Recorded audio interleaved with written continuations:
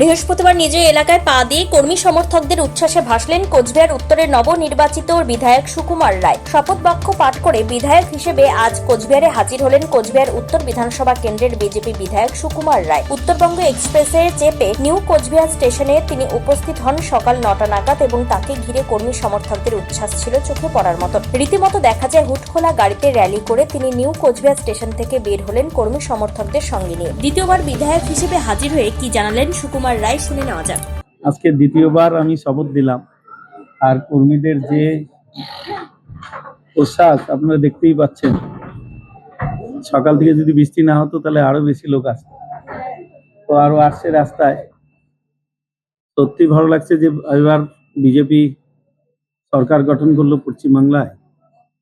আর যদি আজকে যদি আমরা সরকার গঠন না করতে পারতাম তাহলে আমাদের এই কর্মীদের কি অবস্থা হতো। কোচবিহার থেকে নিজস্ব প্রতিনিধির রিপোর্ট, টাইমস 14 বাংলা। আরো নিত্য নতুন ভিডিও পেতে এবং তথ্য জানতে আমাদের ফেসবুক পেজকে লাইক ও ফলো করে রাখুন। সেই সঙ্গে টাইমস 14 বাংলার ইউটিউব চ্যানেলকে সাবস্ক্রাইব করতে ভুলবেন না। মুখের উজ্জ্বলতা হারিয়ে গেছে, স্পট পড়ে গেছে, ব্রণ ভর্তি, তাই আর দেরি না করে আজই আসুন রায়গঞ্জের চণ্ডীতলায় হেলথ প্লাস মাল্টি স্পেশালিটি ক্লিনিকে এবং এখানে পান অভিজ্ঞ ডাক্তার দ্বারা ফ্রি স্কিন টেস্ট। আরো বিস্তারিত জানতে যোগাযোগ করুন 9674895169 এই নম্বরে।